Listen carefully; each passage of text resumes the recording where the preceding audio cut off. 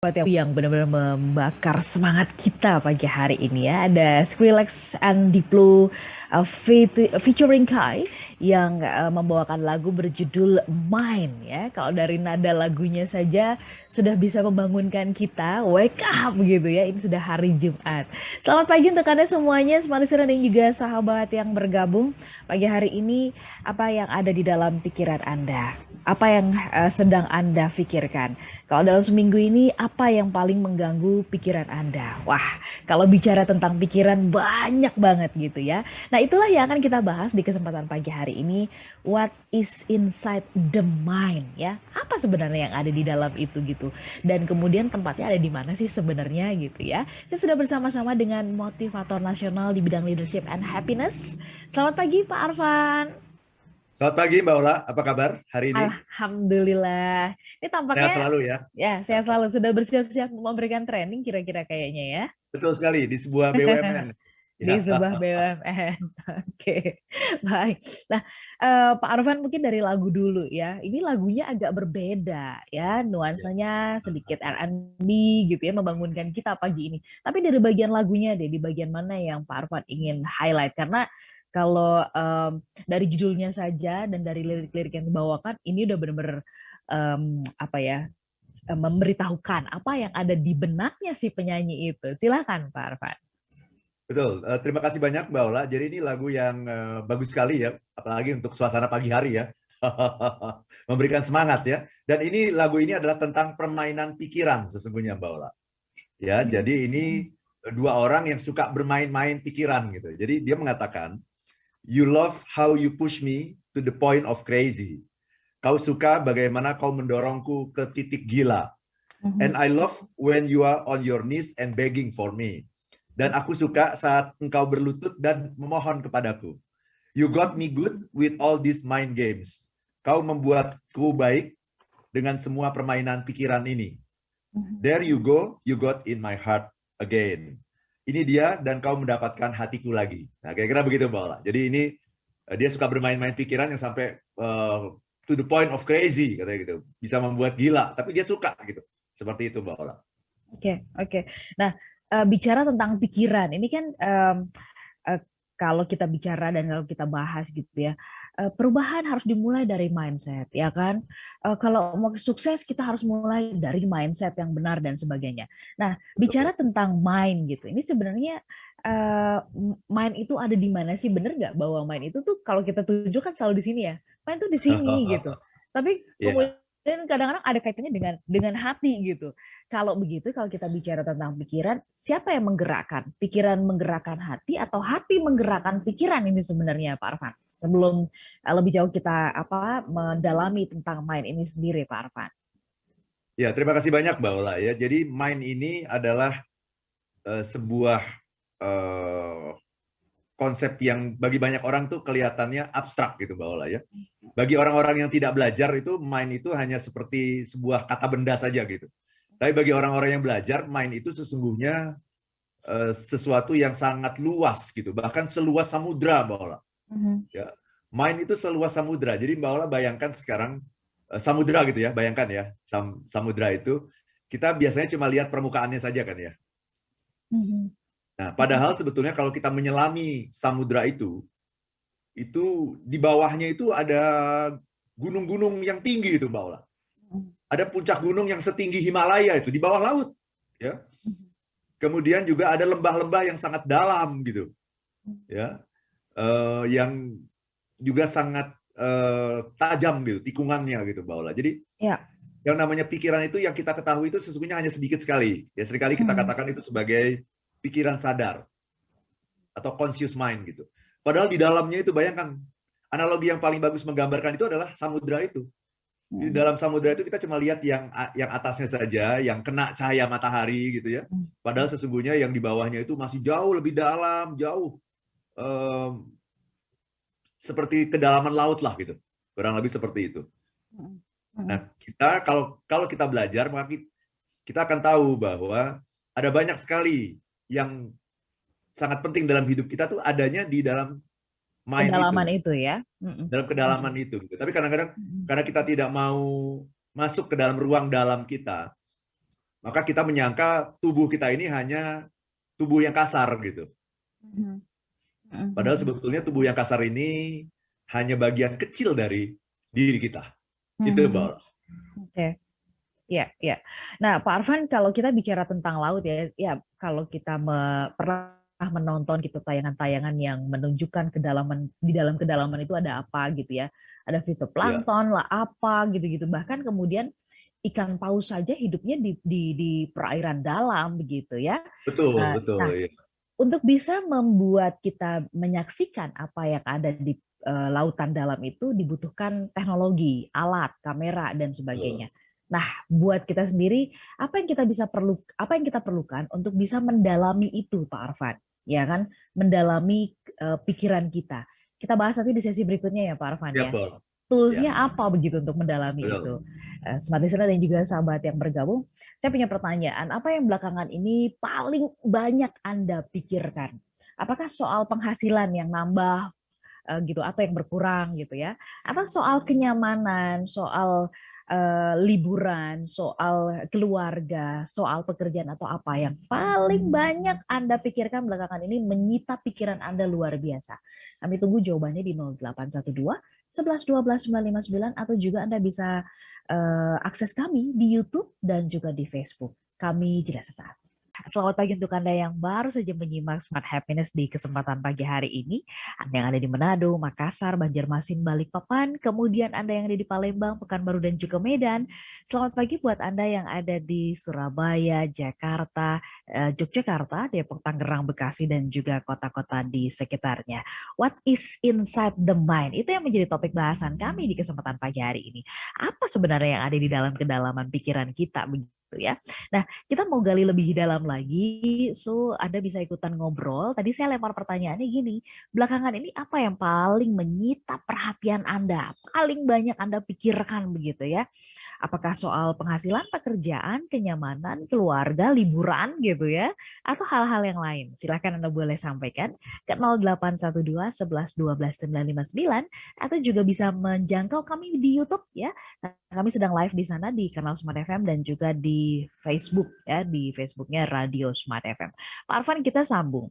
Kalau kedalaman laut ya sampai kemudian kita bisa menyaksikan di dalamnya itu apa saja begitu ya. Ada kamera yang bisa dibawa sampai ke sana, ada teknologi, ada orang yang mampu menyelam ya. Tetapi dibutuhkan skill memang untuk menyelam sampai kedalaman ribuan kilometer ke dalam itu gitu ya, ribuan meter gitu ke dalamnya. Tapi bagaimana dengan pikiran kita? Untuk bisa menyelaminya, apa yang harus kita lakukan? Silakan, Pak Arfan. Ya, very good question. Ini pertanyaan bagus sekali ya, Mbak Ola ya. Jadi kita harus melambatkan pikiran. Itu jawaban. Oke. Kita harus memperlambat hidup kita gitu ya. Dan cara memperlambat hidup kita adalah melambatkan pikiran gitu. Karena pikiran yang terlalu cepat itu pikiran yang tidak sehat gitu, Mbak Ola. Ya. Jadi pikiran itu ada dua ya. Istilahnya kalau dalam bahasa Inggris itu yang pertama itu adalah thought. Thought, gitu ya. Thought itu adalah pikiran yang masuk ke dalam kepala kita. Itu namanya thought. Satu lagi adalah yang namanya mind. Jadi mind itu ibaratnya mind itu adalah kebunnya gitu. Mind itu adalah kebunnya. Thought itu adalah tanaman-tanaman yang ada di sana gitu. Yang ditanam di dalam mind gitu. Nah, kalau dalam bahasa Indonesia itu baik thought maupun mind itu disebut sebagai pikiran gitu. Padahal itu dua hal yang berbeda gitu. Yang satu adalah tanamannya itu namanya thought yang masuk ke dalam kepala kita.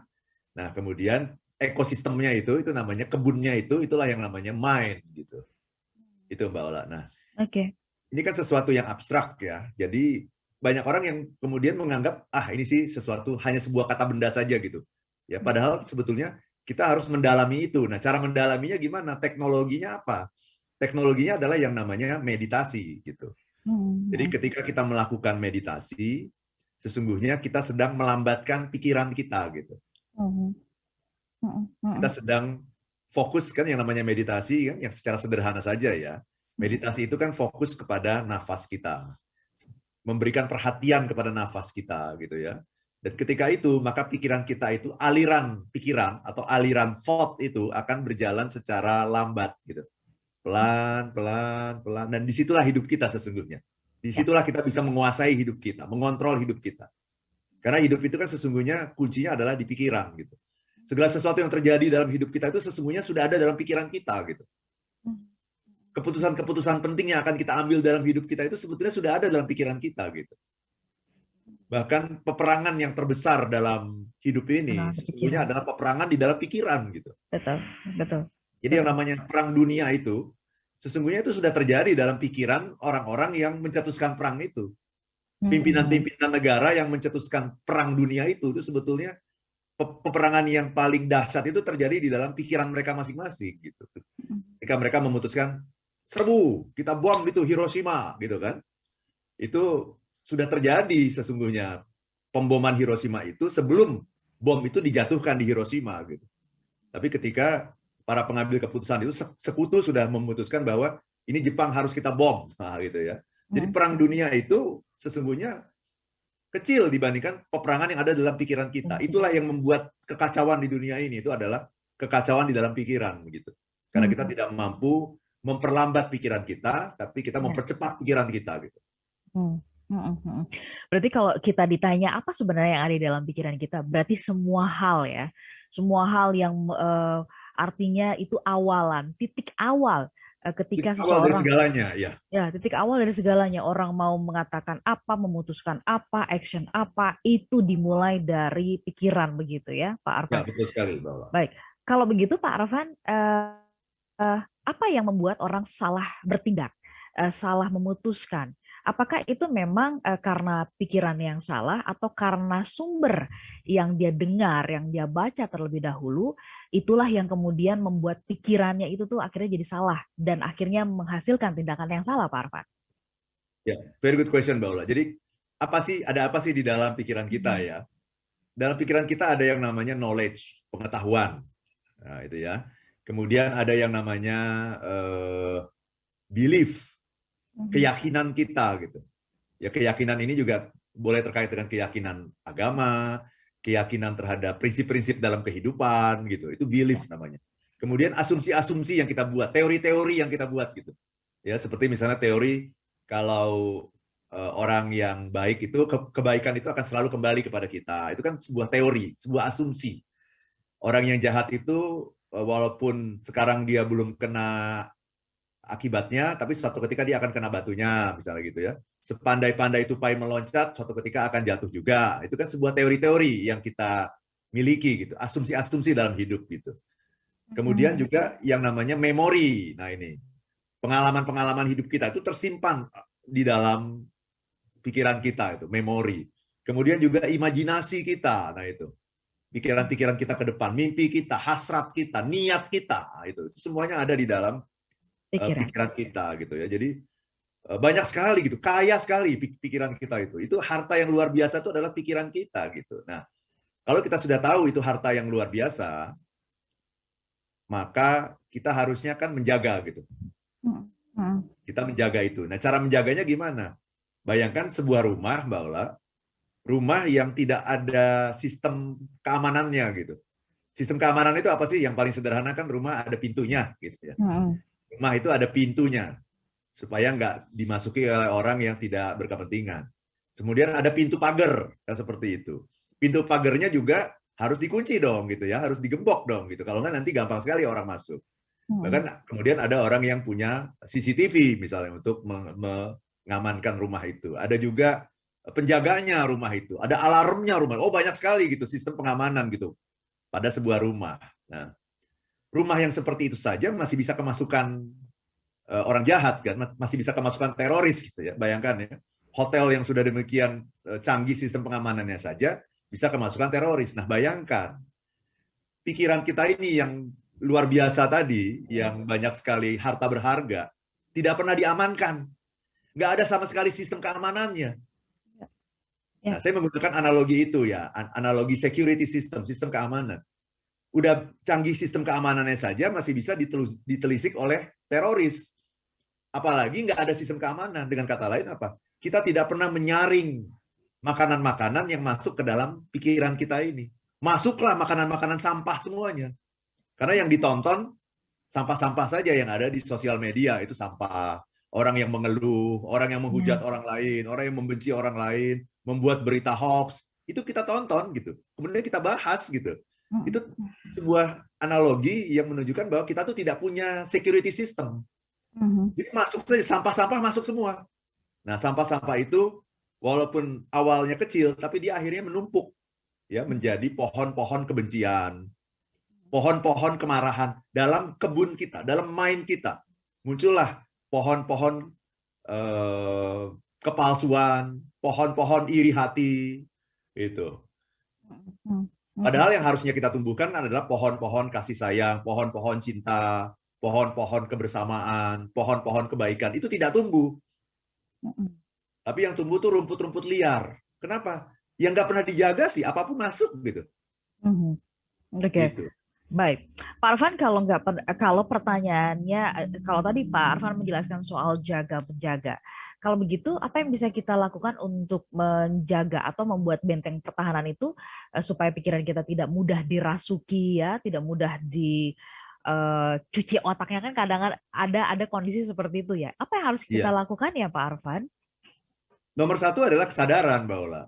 Bangun kesadaran gitu ya. Bangun Oke. kesadaran. Gini, kalau ada, kalau misalnya ya teman kita sering makan di sebuah warung lah atau rumah makan gitu.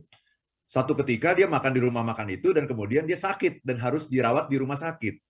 Pertanyaannya, apakah kita mau besoknya makan di restoran itu? Mm-mm. Mm-mm. Betul. Pasti nggak mau kan? Ya. Teman kita baru makan di situ dan kemudian masuk rumah sakit. Besoknya kita nggak akan mau makan di situ gitu. Mm-mm. Jadi kita sangat hati-hati kan menjaga makanan-makanan yang masuk ke dalam mulut kita. Benar nggak, Mbak Ya. Ola? Betul. Betul. Makanannya udah jatuh nih, saya mau makan sesuatu, mau makan kue, kuenya jatuh ke lantai. Mhm. Pertanyaannya, apakah akan saya ambil untuk saya masukkan ke dalam mulut saya? Kan tidak ya. Itu. Jadi Ya. kita sangat hati-hati menjaga makanan-makanan yang masuk ke dalam mulut kita. Tetapi kita tidak hati-hati menjaga makanan yang masuk ke dalam kepala kita. Dan masuklah makanan-makanan yang junk food, makanan-makanan sampah, makanan-makanan tidak sehat. Kenapa? Karena kita tidak pernah, nggak hati-hati sih. Makanan ke dalam mulut saja kita hati-hati kan. Oh ini Mhm. makanan ini kurang bergizi. Oh ini terlalu banyak fatsinnya. Oh makanan ini bisa meningkatkan kolesterol. Oh Mhm. makanan ini tidak higienis. Kita kan sadar itu.